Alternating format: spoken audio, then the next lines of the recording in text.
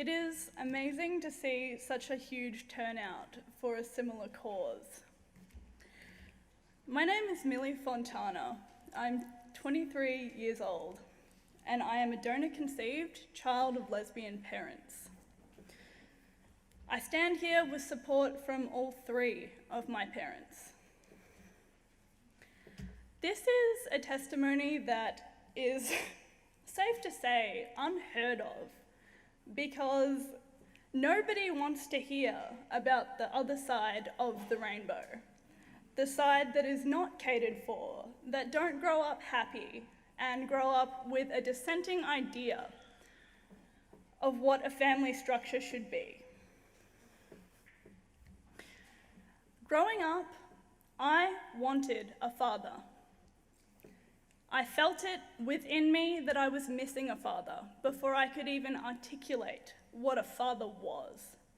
I knew that I loved both of my parents, but I could not place my finger on what it is I was missing inside myself.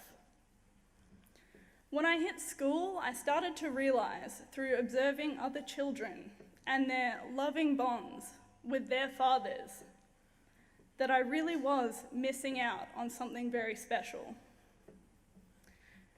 I was lied to throughout school. I was told I didn't have a father, or that perhaps they didn't know who he was. It was very difficult for me to affirm a stable identity because of this, and my behavioral and emotional stability suffered greatly because of it. I stand here before you, raised atheist with no religious affiliations. I stand with Christians because so far in this debate, Christians are the only people trying to reflect the issues that follow with children. Christians so far are the only people trying to shine light on stories like mine. Nobody in the LGBT lobby wants to hear from someone like me. Because so far, love is love, right? We don't exist.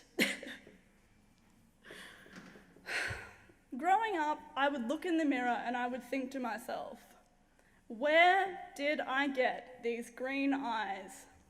Where did I get these aspects of my personality, these talents that neither of my parents in the home had? The answer to that is quite simply my father. But in reality, it's not just the father or the donor, as they like to call it. It turns out I have an uncle, I have an auntie, and I have a grandmother, along with many loving cousins. When they chose what parts of my identity were acceptable to reveal to me, they took something from me. And where other children were able to look in the mirror and reconcile those missing parts and say, I love my mothers or my fathers, I could not, because in my eyes, who were my parents to decide what parts of me were acceptable to reveal to me? Meeting my father at 11 years old was probably the only time I had been a stable child. I saw for the very first time who I was. I looked into his eyes and I thought, that is the missing part of me. Not because I'd fantasized about having a father, but because I could put a face to who I was, so I could look at somebody who was equally responsible for my existence. I could affirm my identity based on this man.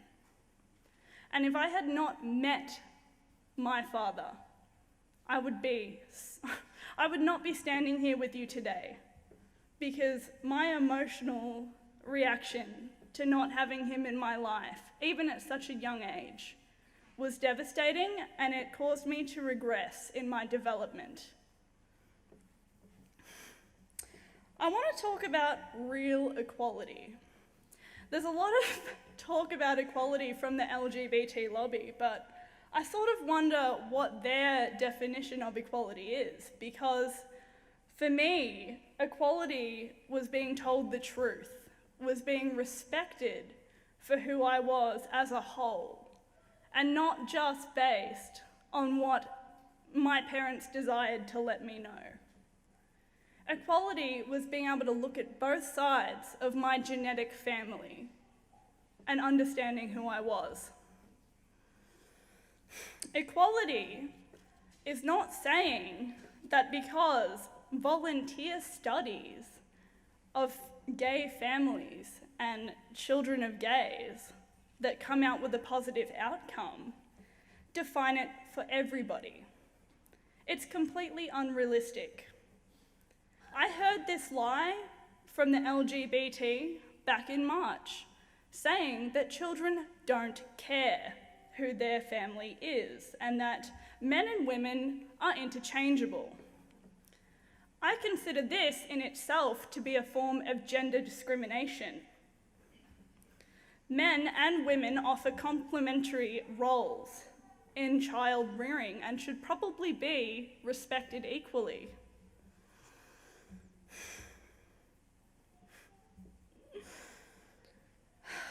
It's funny the way that the gay lobby talks about homophobia.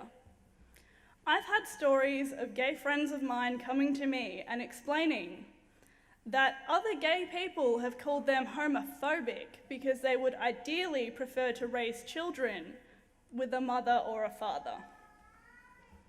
How utterly ridiculous. Was I homophobic when I was looking in the mirror, wondering where my father was? Was I homophobic when I looked at both of my loving parents and pleaded with them to tell me who I was? Absolutely not.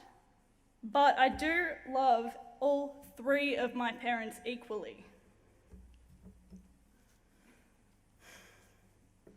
Homophobia in itself is really just an aversion to behaviour. It has been, it was there for a reason. We have evolved past that point as a society.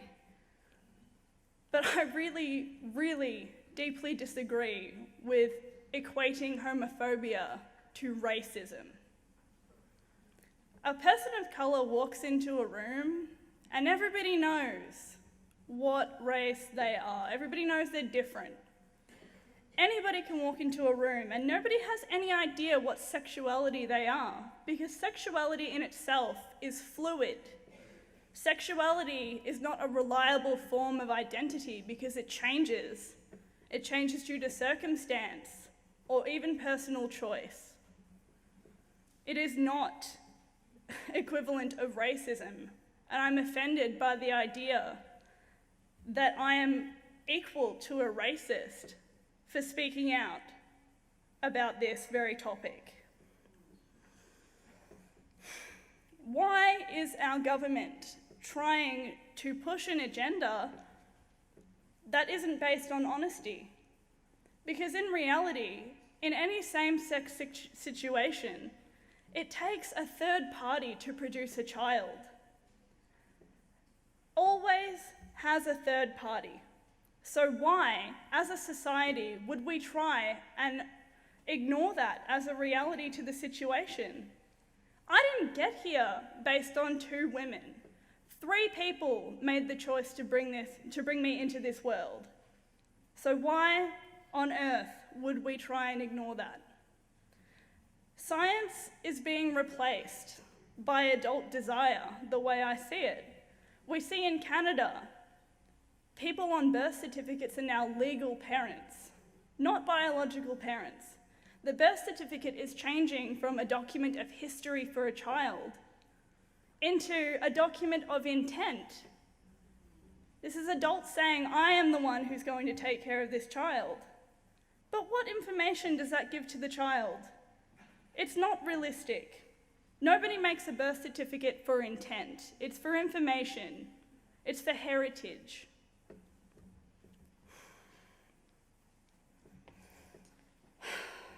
My mother pitched a question to me the other week. She said to me, Millie, what if my partner and I were able to be married? What if we had that stable household environment that everybody else has?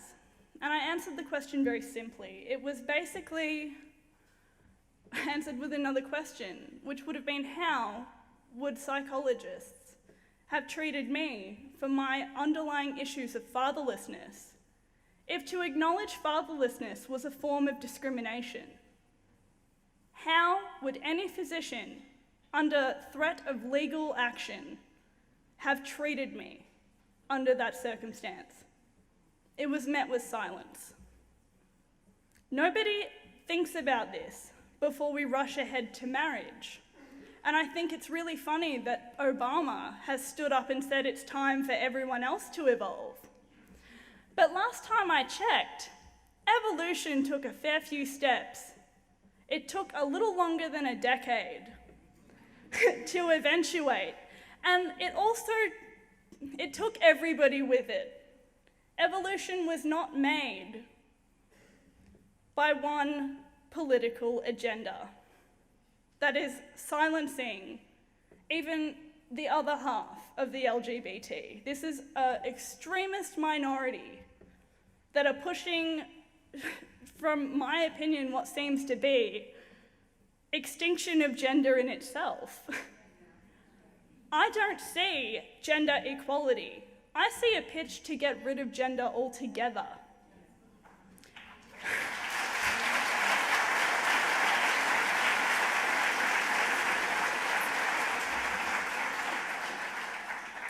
Until we as a society have a discussion that includes children like me who are not okay with parents deciding which parts are acceptable to reveal, until this discussion includes everybody who has been raised fatherless or motherless, until this discussion stops shaming children in my position for coming forward, we should not be pushing marriage through, because evolution takes steps.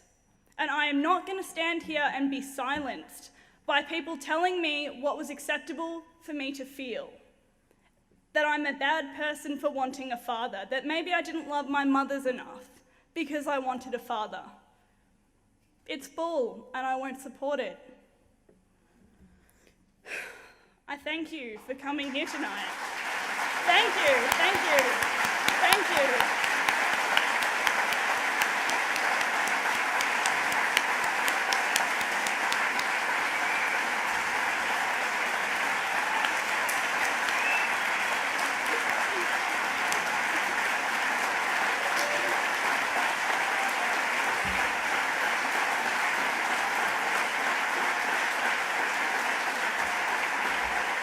Can I finish?